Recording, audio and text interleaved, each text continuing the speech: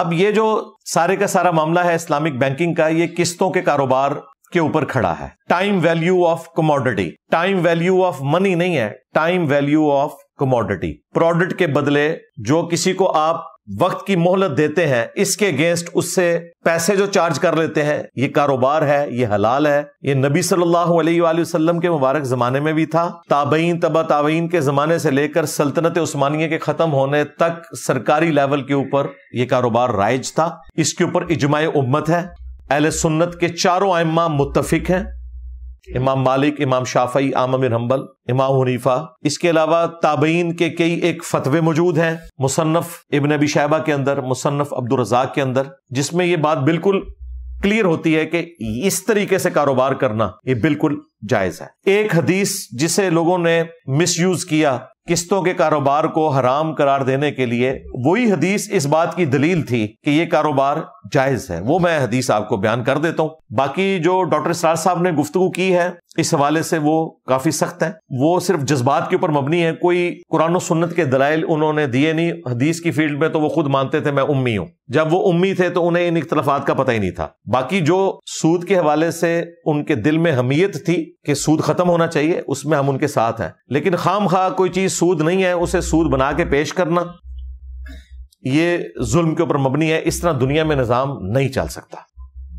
وہ قسطوں کے کاروبار کو حرام سمجھتے تھے. وہ کہتے تھے جس طرح ٹائم ویلیو آف منی لینا حرام ہے، اس طرح کموڈٹی کی بھی ٹائم ویلیو لینا حرام ہے. کہ نقد کی چیز 20 روپے کی، ادھار کی وہی چیز 30 روپے کی. وہ کہتے تھے یہ آپ نے جو اوپر کے 10 روپے لیے یہ حرام ہے. پہلے تو ہم اینٹی وینم اور پھکی کے طور پہ یہ بات کریں گے کہ اگر کوئی شخص یہ کہے کہ اس بال پوائنٹ کی قیمت ہے 50 روپے، نقد لے لو تو 10 چھوڑ دوں گا، اور اگر ادھار پہ لیتے ہو تو یہ 50 کا ہے. اب کوئی فتویٰ لگائے اس کے اوپر، میں نے قیمت ہی اس کی 50 رکھ دی ہے. آپ جاتے ہیں نا مارکیٹ میں، لکھا ہوتا ہے جی 1 درجن کیلے 100 روپے کے، 3 درجن 300 کے نہیں 250 کے. وہ جو اوپر کے 50 وہ چھوڑتا ہے، وہ تو بڑا خوشی خوشی لوگ لے کے آ جاتے ہیں. وہ 50 روپے کا فائدہ آپ کو ہو رہا ہے نا، اسے تو آپ نے نقصان پہنچایا نا. اصولاً تو چاہیے کہ آپ اسے کہیں نہیں میں 300 ہی دوں گا تجھے.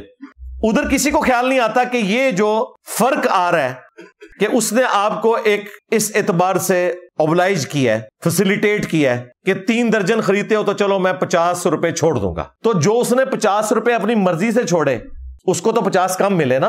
یہ سارے جائز سمجھتے ہیں. لیکن اگر وہی شخص یہ کہے کہ یہ 3 درجن کیلے لے جاؤ، ویسے تو 300 روپے اس کی قیمت ہے، لیکن تمہارے پاس رقم 300 نہیں ہے، کوئی مسئلہ نہیں، تم 6 مہینے میں مجھے رقم ادا کر دینا، لیکن تمہارے لیے میرا ریٹ ہے 3 درجن کیلے 400 روپے میں.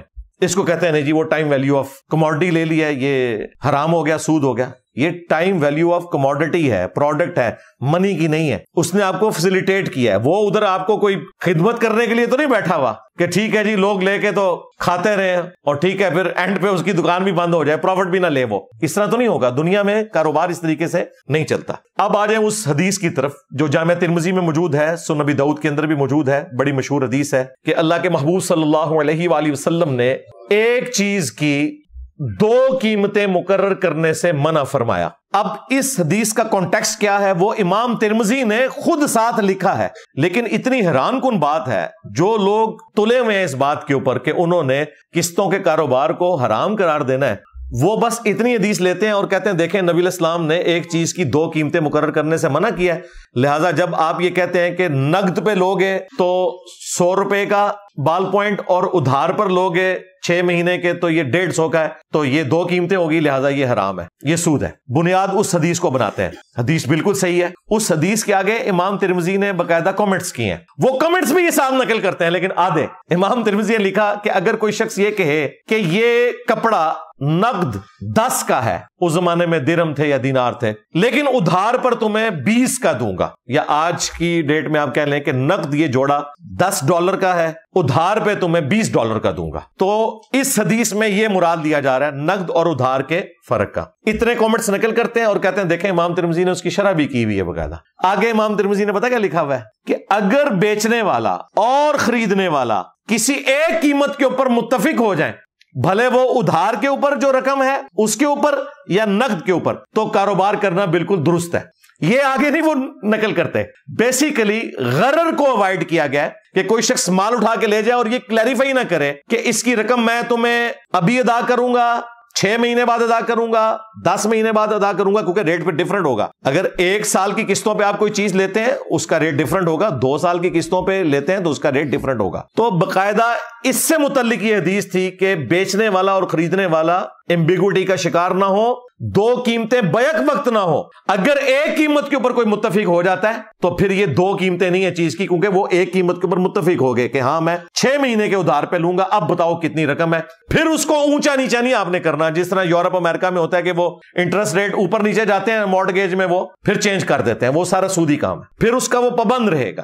یہ امام ترمذی نے باقاعدہ اس کی شرح لکھی, ساتھ امام ترمذی نے, جی کسی فرقے کے مولوی نے نہیں. پھر امام شافعی کا قول بھی انہوں نے نقل کیا, اور یہ جو شرح امام ترمذی نے بیان کی ہے پورے کانٹیکسٹ کے ساتھ, اس کے اوپر اجماع امت ہے. امام ابن تیمیہ نے فتاوی ابن تیمیہ میں دعویٰ کیا ہے کہ اس کے خلاف کوئی اور بات نہیں ملتی پوری امت میں, اور یہ ان کا خالی دعویٰ نہیں ہے.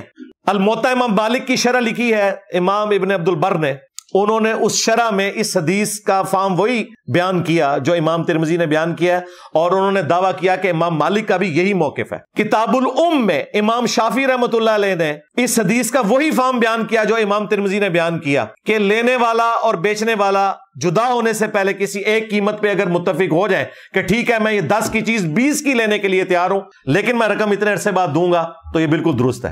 امام احمد بن حنبل سے ان کے بیٹے نے مسائل نقل کیے ہیں, ان سے جب اس حدیث کا فہم پوچھا گیا انہوں نے یہی بیان کیا. اور امام حنیفہ رحمۃ اللہ علیہ کا جہاں تک تعلق ہے تو ان کے ماننے والے تو اس پورے سسٹم کو اس وقت لے کے چل رہے ہیں, جس کی وجہ سے ڈاکٹر ذاکر نائک نے ایک جملہ بولا تھا کہ جو فائنینشل سسٹم آف اسلام ہے اس میں فقہ حنفی سب سے بہتر ہے. تو لوگ یہ سمجھے کہ انہوں نے فقہ حنفی کی ہر چیز کی تعریف کر دی, وہ اس پوائنٹ آف ویو سے انہوں نے کی تھی کہ تقی عثمانی صاحب نے جو یہ سارا کام کیا ہم اس میں ویلیو ایڈیشن کریں گے کہ یہ امام حنیفہ کی فقہ نہیں ہے, صرف باقی 3 امام بھی یہی موقف رکھتے ہیں.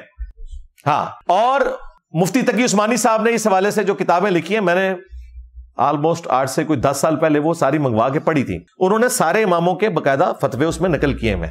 یہ کسی ایک امام کو اس کا کریڈٹ نہیں جاتا, اور اماموں سے پہلے بھی تابعین کے فتاوی موجود ہیں, امام تو بہت بعد میں آئے ہیں.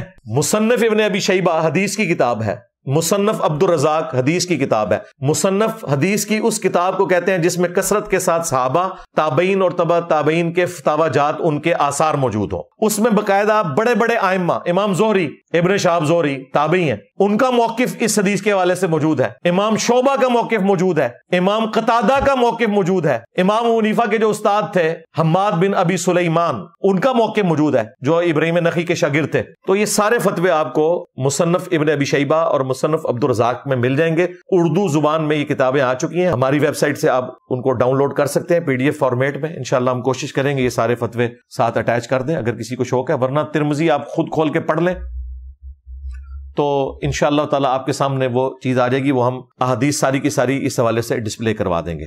یہ ایک چیز تھی جس کو بیان کرنا یہاں پہ ضروری تھا, تاکہ آپ کو یہ قسطوں کے حوالے سے معاملہ کلیئر ہو جائے کہ یہ ٹائم ویلیو آف منی نہیں ہے بلکہ ٹائم ویلیو آف کوموڈٹی ہے, اور یہ بالکل درست ہے. لہذا خام خواہ زبان کھول کے یہ کہہ دینا کہ اسلامک بینکنگ اور دوسری بینکنگ میں کوئی فرق نہیں ہے, یہ بڑا ظلم ہے. اتنی محنت کر کے ان لوگوں نے اس سسٹم کو ڈیولپ کیا. پاکستان کے لیے فخر کی بات ہے کہ یہاں پر الحمدللہ اس وقت تمام بڑے شہروں کے اندر اسلامک بینکنگ کی سہولت موجود ہے. یہ کوئی چھوٹی فیسلٹی تو نہیں ہے, بہت بڑی فیسلٹی ہے کہ اگر کوئی اپنے پیسے کی حفاظت کرنا چاہتا ہے اور سود سے بھی بچانا چاہتا ہے اور اس سے کوئی پروفٹ بھی حاصل کرنا چاہتا ہے تو وہ بینک کے ساتھ اپنا مداربہ یا مشارکہ والا معاملہ کر سکتا ہے. اسی طریقے سے اجارہ کر سکتا ہے, اگر گاڑی نکلوانی ہے اس نے یا مکان خریدنا ہے کسی بھی طریقے سے, وہ آپ کسی بھی بینک میں چلے جائیں, لیکن برانچز میں نہیں جانا, صرف ان بینکس میں جانا ہے جو مکمل طور پہ اسلامک بینکنگ کو فالو کر رہے ہیں. اور انشاءاللہ امید ہے جو یہ 26ویں آئینی ترمیم کے اندر آیا کہ 1 جنوری 2028 تک سارے کے سارے